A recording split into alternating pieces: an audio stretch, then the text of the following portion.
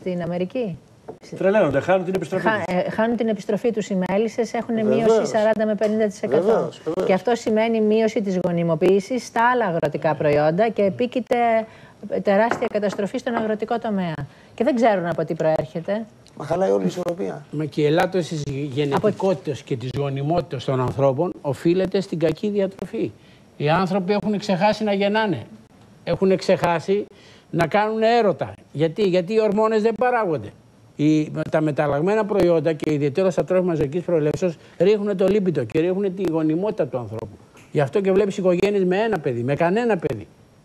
Έχει πέσει η γενετικότητα του ελληνικού πληθυσμού γύρω στο 80.000 γεννήσεις. Όταν ξεκίνησε η αγωγικότητα είχαμε 250.000 γεννήσεις. Το 1975 και έχουν πέσει 80.000. Ρωτήστε στους γονείς σας, στους γνωστούς σας.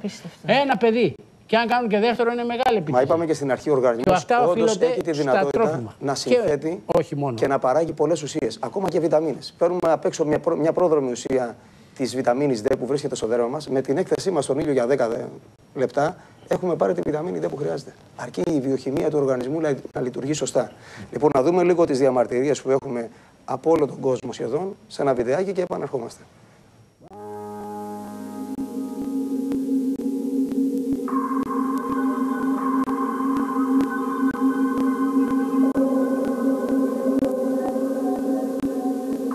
We found that putting a gene in doesn't make it more nutritious. It wasn't a bigger yielder. In fact, in many cases, it was poorer quality and less. And most of all, farmers tell me now they are using from 6 to 10 times more chemical to try and get rid of it because now it has become a superweed.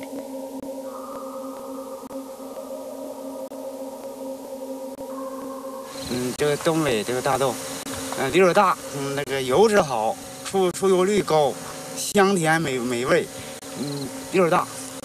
Monsanto was putting advertising in all of our farm magazines and that showing this yield increase with Roundup Ready soybeans. And so farmers thought, well, okay, I'm going to pay a lot more for the seed, but it's going to yield better.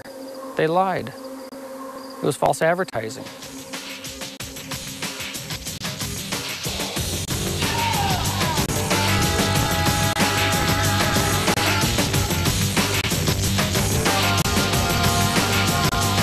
Hoy por hoy no sabemos si estamos consumiendo ya transgénicos o no, porque como es posible que el 80% de los productos de supermercado que llevan lecitina de soja sean transgénicos, por ejemplo, realmente es que no sabemos cómo extendidos están.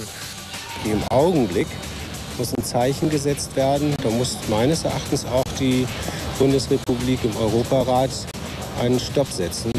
Απαράδεκτα. Απαράδεκτα και μακάρι να καταργηθούν για να μην κυκλοφορήσουν καν. Όχι απλώς να κυκλοφοράνε κάπου.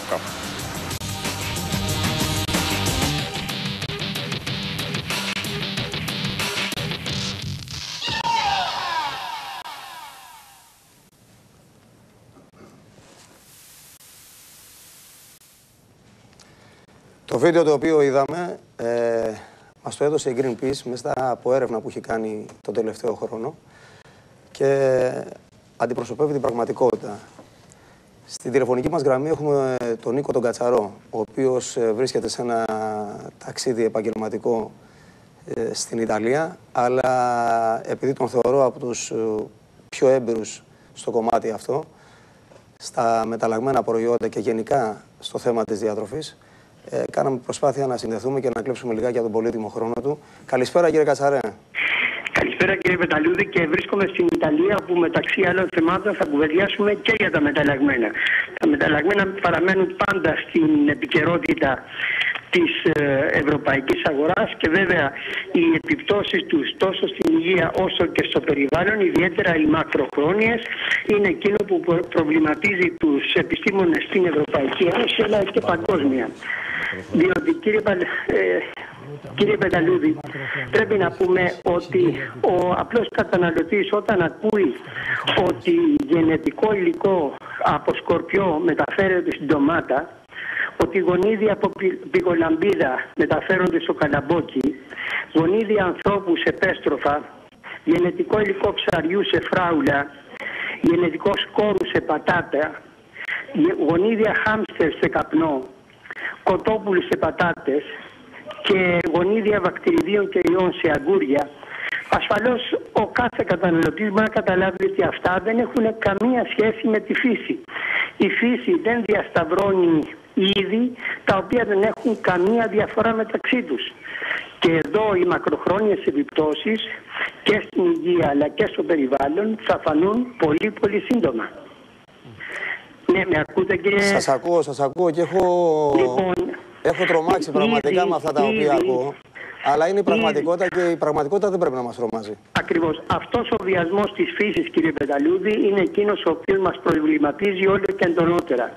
Τα δε πειράματα τα οποία έχουν γίνει από αξιόπιστους φορείς, ο πρόσφατος μάλιστα ήταν από το Ηνωμένο Βασίλειο, από την Αγγλία, βρήκε ότι επηρεάζεται και η χλωρίδα και η πανίδα εκεί που καλλιεργούνται γενετικά τροποποιημένοι οργανισμοί, εκεί που καλλιεργούνται τα μεταλλαγμένα. Έτσι λοιπόν, πέρα από αυτό, υπάρχουν τουλάχιστον για το περιβάλλον πολύ ανησυχητικά μηνύματα για το πόσο και κατά πόσον επηρεάζεται. Και το χειρότερο απ' όλα είναι, κύριε Πεταλούδη, ότι όταν διαπιστωθεί ότι γίνεται βλάβη στο περιβάλλον, θα γίνουμε παθητικοί παρατηρητές της καταστροφής, της οικολογικής καταστροφής η οποία θα πραγματοποιείται, που θα καταστρέφονται τεράστιες καλλιέργειες φυτών, δηλαδή θα περιορίζεται σημαντικά η τροφή μας και εμείς δεν θα μπορούμε να κάνουμε τίποτα. Διότι τα μεταλλαγμένα δεν είναι όπως τα φάρμακα που όταν διαπιστώσουμε μια βλάβη στην υγεία τους δίνουμε μια εντολή και αποσύρονται. Τα μεταλλαγμένα φυτά, όπως γνωρίζουμε, όπως και όλα τα φυτά, πολλαπλασιάζονται με τον αέρα, με τον άνεμο, με τη γύρι, με τα πουλιά. Έτσι λοιπόν, όταν μεταλλαγμένα διαπιστωθεί ότι προκαλούν βλάβη στο περιβάλλον, δεν θα μπορούμε να δώσουμε μια εντολή και να τα πάρουμε πίσω. Απλώς και μόνο θα είμαστε παθητικοί παρατηρητές της τεράστιας βλάβης η οποία θα γίνεται. Αυτός είναι ο έντονος προβληματισμός και κάτι πολύ πιο σοβαρό είναι ότι οι εταιρείες αυτές που παράγουν τα μεταλλαγμένα δαπανούν πολύ περισσότερα ποσά μεγαλύτερα ποσά για να διαφημίζουν τα προϊόντα και πολύ λιγότερο για να διαπιστώσουν την ασφάλεια και ιδιαίτερα την μακροχρόνια. Και αυτά τα προϊόντα, κύριε Πεταλούδη, ίσως αναφέρθηκε στην εκπομπή σας, δεν τα είχαμε ανάγκη. Ο ίδιος ο Παγκόσμιος Οργανισμός Υγείας και ο Οργανισμός Τροφίμων και Φαρμάκων των Ηνωμένων Εθνών αναφέρει ότι υπάρχουν 2 φορές αρκετά τρόφιμα για να θρέψουν όλο τον πληθυσμό του πλανήτη. Επομένως, χωρίς να υπάρχει απόλυτη ανάγκη, χωρίς έχουν κυκλοφορήσει αυτά στην αγορά σε πολύ μικρό χρονικό διάστημα, χωρίς να γνωρίζουμε τις επιπτώσεις στην υγεία και το περιβάλλον. Παρότι στην Ελλάδα, από ό,τι ξέρουμε και από ό,τι συζητήσαμε και εδώ, και η έρευνα δείχνει αυτό, δεν υπάρχουν καλλιέργειες με μεταλλαγμένα προϊόντα, έτσι δεν είναι? Αυτό είναι απόλυτα σωστό, δεν υπάρχουν. Οπότε όμως η μετάλλαξη δεν μπορεί... Και να προσθέσω, κύριε Πεταλούδη, κάτι πολύ σημαντικό, είναι ότι δεν υπάρχουν και στα ράφια των σούπερ μάρκετ. Και αυτό είναι ειλικρινές, παρά την έλλειψη ελέγχων που υπάρχουν. Είναι διότι οι καταναλωτές έδειξαν τη δύναμή τους. Οι καταναλωτές στην Ευρωπαϊκή Ένωση και ιδιαίτερα στην Ελλάδα είπαν ένα βροντερό όχι στην κατανάλωση και την καλλιέργεια των μεταλλαγμένων. Και οι εταιρείες τροφίμων πήραν πολύ νωρίς και πολύ σοβαρά το μήνυμα αυτό. Έτσι φροντίζουν τουλάχιστον μέχρι σήμερα τα προϊόντα τα οποία παράγουν, τα τρόφιμα τα οποία παράγουν, να μην έχουν γενετικά τροποποιημένα συστατικά. Εύχομαι και ελπίζω να παραμείνει αυτό μέχρι τέλους και η Ευρωπαϊκή Ένωση να βάζει όλο και αυστηρότερους κανονισμούς. Όπως και η χώρα η δική μας, η οποία πραγματικά σε αυτόν τον τομέα έχει τηρήσει μια άριστη στάση. Ωραία. Θα έχουμε τη δυνατότητα να τα πούμε και από κοντά την επόμενη εβδομάδα και να συνεχίσουμε αυτή την προσπάθεια. Και με στοιχεία που θα φέρω από εδώ. Βεβαίως, αυτή την προσπάθεια που κάνουμε και με τα καινούργια στοιχεία που θα μας φέρετε.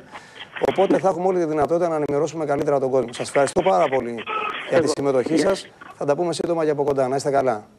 Πάμε σε ένα διάλειμμα να... Κύριε Πεταλούδη, τρως μπριζόλα και σε πονέ κοιλιά σου και λες μα κρέας έφαγα. Δεν είναι δυνατόν να μου αμέσως μετά το διάλειμμα. Δεν ξέρεις τι έφαγες.